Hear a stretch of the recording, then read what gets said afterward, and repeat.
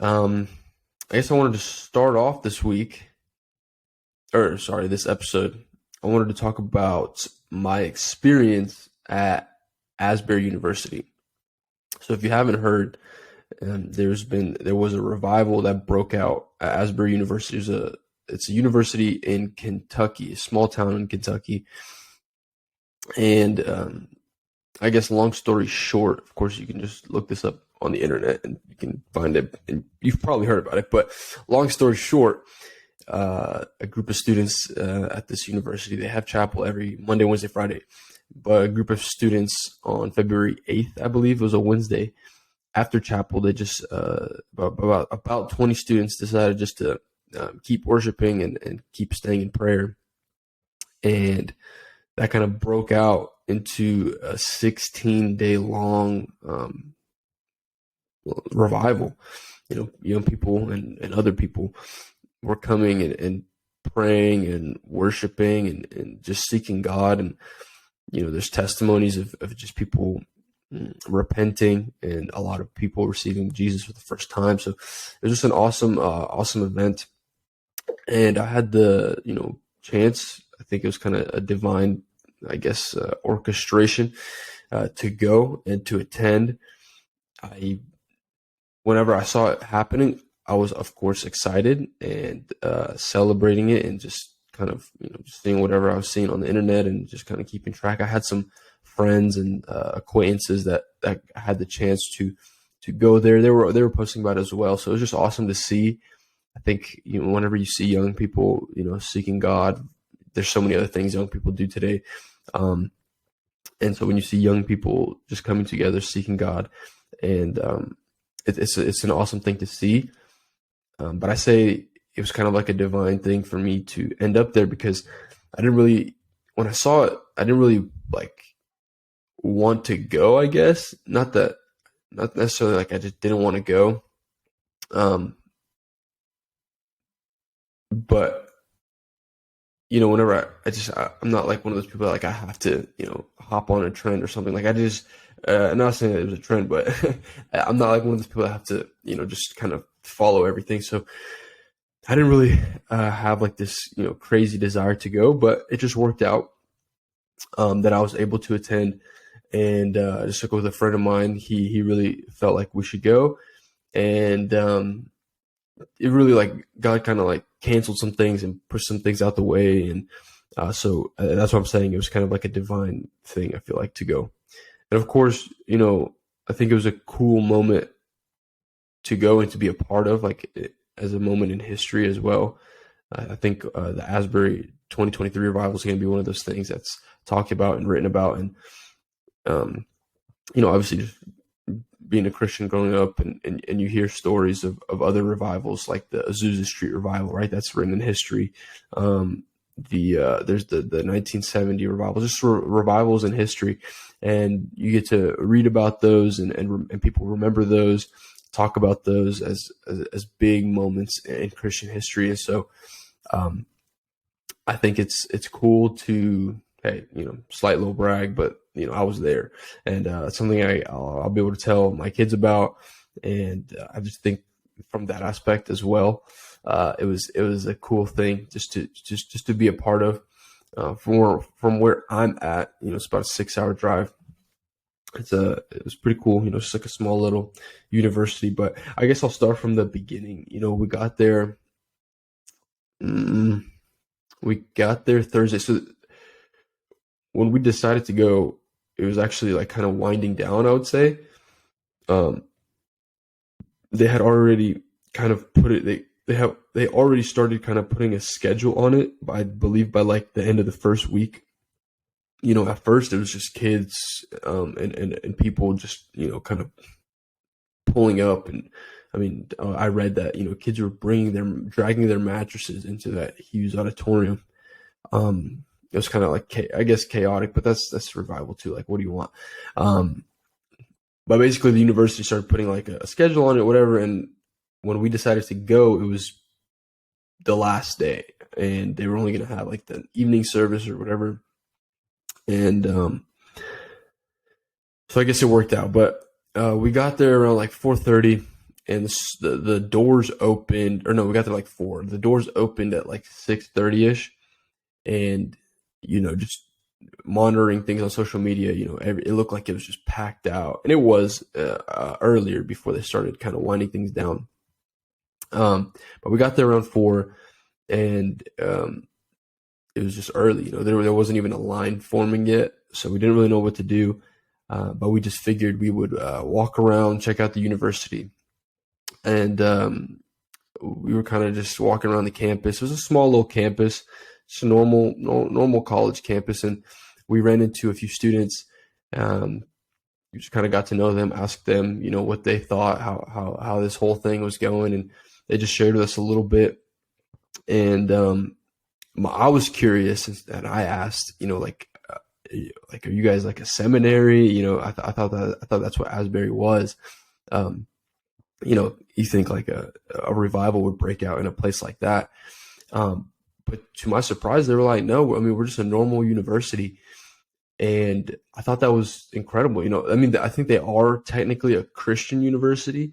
I would of course you can probably find this online, but I would describe it as like a TCU, right? Or an SMU. I didn't even realize that SMU is Southern Methodist University. I just, I follow like sports. I'm used to seeing them in like the March Madness bracket or whatever. Just, you kind of think of them as like a little mid-major, but I didn't realize it was a Christian school.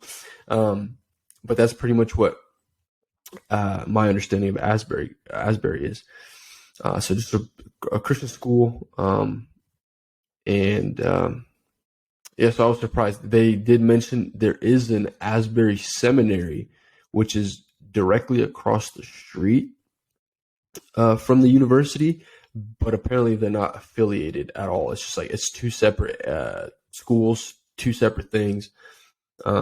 But I guess they're both called Asbury. I don't know. I believe the town is called Wilmore, but the school itself is Asbury. So yeah, man, pretty normal school. They have sports teams that had like fields and stuff like that. But just like a pretty cool vibe, I would say. So that was around 4:30ish. And I guess once we had walked around the university, we got back to that Hughes Auditorium, and a line was already starting to form. So we figured, let's just hop in line. And while we're in line, it was around, I think I would say like 5. Yeah, because we waited about an hour and a half. The door started opening at 6:30, so we got in line around 5. It wasn't too big yet. And the interesting part is they said that it was only that last day, but some like, I think they were like street preachers showed up, and it was those preachers, if you've probably seen them, they come, like, I guess I've seen them at I went to a UGA football game. They were out there.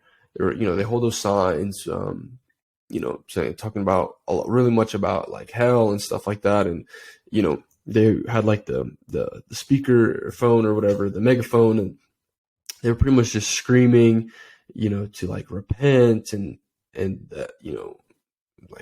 like the homosexuals are going to hell and all that stuff. And the people that were there, they're like, this hasn't, they haven't been out here except for today.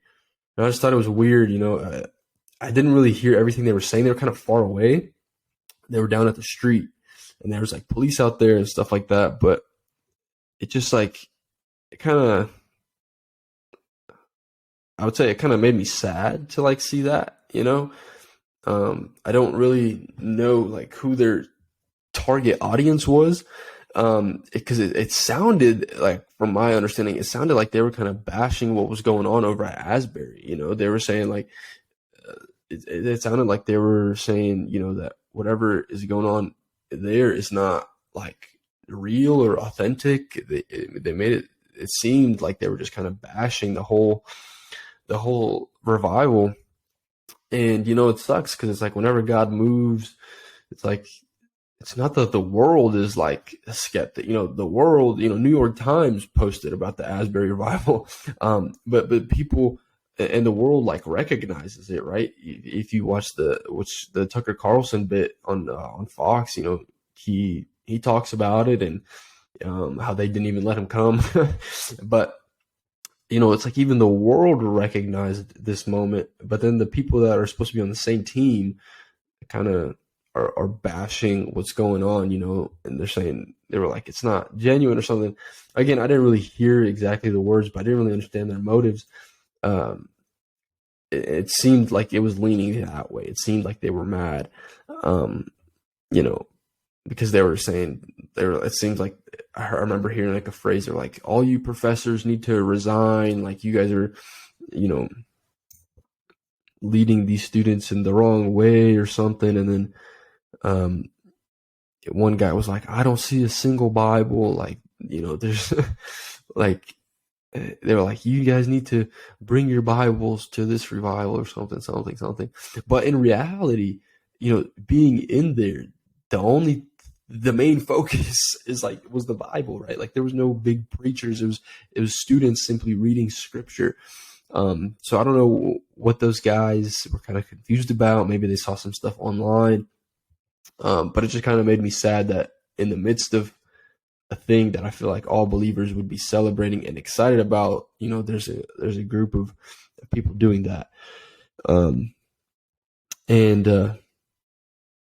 Yeah, I think just like this street preachers in general, I think there are some people that are called to do that. I remember we were in Vegas and there was a man who he was like a street preacher. You could tell like he was sharing like authentically, and he was sharing his testimony out on the street, and he was just explaining, hey, I used to be a drug addict, I used to live out on the streets in Las Vegas, and just sharing his testimony how he came to Christ. I think like people like that are kind of called and are doing it in a way where that they're coming from a place of love and like genuinely trying to reach out to people that are lost. I think that's awesome.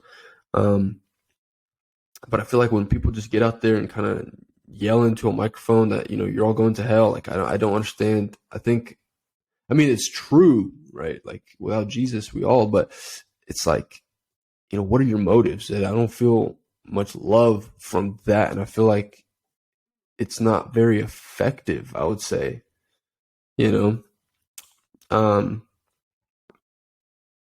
but yeah, that's just my opinion on that. Anyway, I'm not talking about street preachers. I'm talking about Asbury. So while we're waiting in line, we observe that because that's just there. But of course, while we're waiting in line, we meet a lot of different people, which is an awesome experience to kind of hear stories from people. And yeah, there was a guy we met. He was from Ohio.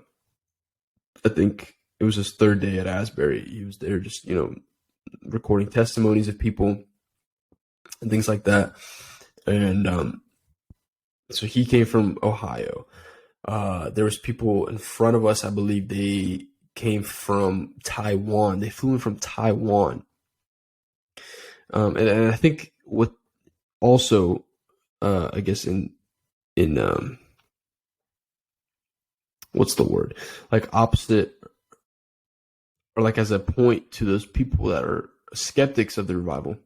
People don't drop everything, work, obligations, family, all that stuff. People don't drop all that in a couple's days' notice just to come see like a performance, right? And to travel like halfway across the world to see a performance. I think that's got to be a point and like a factor that says, hey, this more than likely is genuine. You got to kind of observe that and understand that, I feel like. But anyway, they came from Taiwan. We had people behind us. I believe they came from Indiana. Also drove around 6 hours. And so, yeah, we got to know their stories, and it was just awesome. And the one thing that I remember waiting in line was that it literally felt like 5 minutes. Like we waited an hour and a half. And I mean, I've waited hours for other things, right? Like sports games or you know, lines out for roller coasters, and an hour and a half, that's not a short time, but there, and that's the cool thing. I heard lots of other like testimonies from people. They said that at Asbury, it was like time didn't really exist. That's what it felt like. Um, so yeah, I just thought it was cool to experience that. And then, shortly after, around 6:15 ish, I guess they started letting people in and stuff like that. And so we were finally inside. I would say, actually, no, the line was moving rather slowly, but anyway, I think we were inside the auditorium at about 7 o'clock. I think we had, pretty good seats. We were sitting like right in the middle. And it was awesome, man. I think like 7 o'clock, 7:10, the auditorium was mostly filled. And also the guy next to me, I mentioned that the people in front of us were from Taiwan, but the person next to me his name was David. He flew in from Brazil. And so, man, like people from all across the world, even for the last day, were coming. And I think that's very telling. But yeah, so 7 o'clock, it's like an hour. The service starts at 8. 7 o'clock, the auditorium is packed, and it's like the band, like the worship team, they were practicing on the stage, and people began worshiping to their practice an hour before, and I just thought that was so awesome, man. Like everyone was so excited to be there, and then that hour from 7 to 8 also flew by, and the awesome thing that I really felt, of course, I felt the presence of God 100%. God, I mean, it was 100% God. And so that was awesome. And the other thing, it was just like so authentic. Like the people that were worshiping on stage, the choir, the people around us. I took a couple moments periodically throughout the night just to kind of really like reflect and just soak in like everything around me, right? Seeing the people worship. And I just thought it was cool. I like being in moments like that and just really, appreciating it. So I did that periodically. But the thing that really like stuck out to me was just like how authentic and genuine everything was. Sometimes you go to like services or like worship nights, and it just feels like the people there are trying to kind of force something that's not there, or like they're trying to kind of like put on a performance, or you see people like jumping or dancing, and it seems like it's like for a reason, right? It seems like they have a reason behind it. But there, it was like that was just like the genuine reaction from being in the presence of God, and it didn't even feel like, it just felt so awesome. And it was cool to see. I think, yeah, it was just cool to see. Um, Again, and time inside also flew by. It was very, very simple. I think I was impressed with the simple. uh, there was no like big preaching. Um, they did have periodically like a few people come up. The structure was very simple. A few students would come up, read scripture. Another time, students would come up, share testimonies. I guess it being the last night combined with the collegiate night of prayer, there were some more speakers, I would say, than usual, but it was nothing that like interrupted with God. It was like all very simple, very flow, very, very awesome.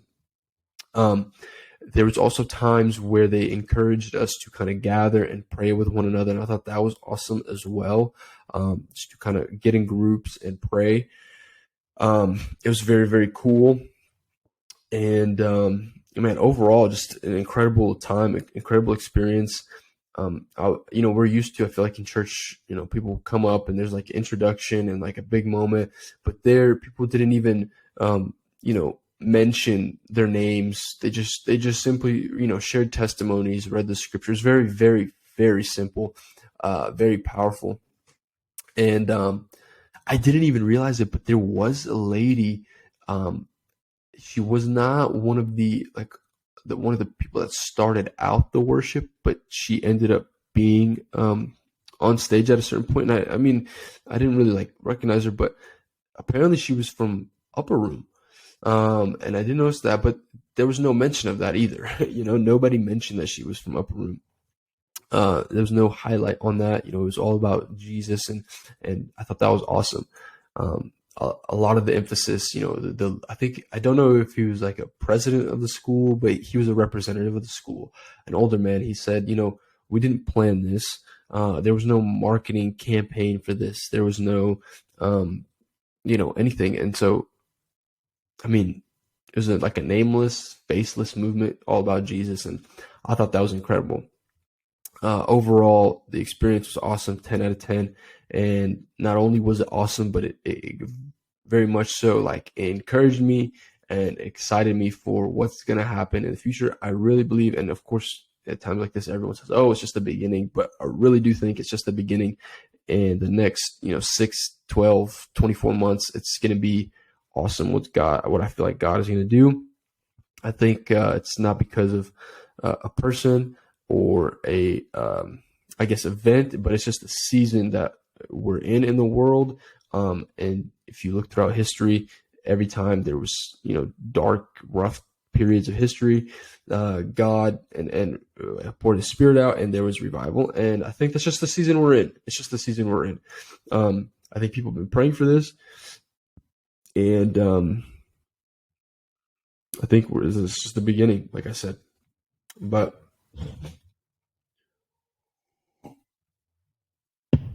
yeah, excited to see what's going to happen in the future. I do wish I think it would have been cool to be at Asbury, not the last day, just to kind of see it, how it was in the moment, but still, kind of got to witness history, and I like that. I like history, and I like to be able to say that, hey, I was there. Yeah, that's just kind of my experience at Asbury. And it's cool to see now, if you look at the internet and stuff, other universities are experiencing something similar. I think people really are seeking God just in the climate and season that we're in. So it's awesome. It's exciting for sure. And we'll see what the future holds, man. We will see. I think it's going to be awesome.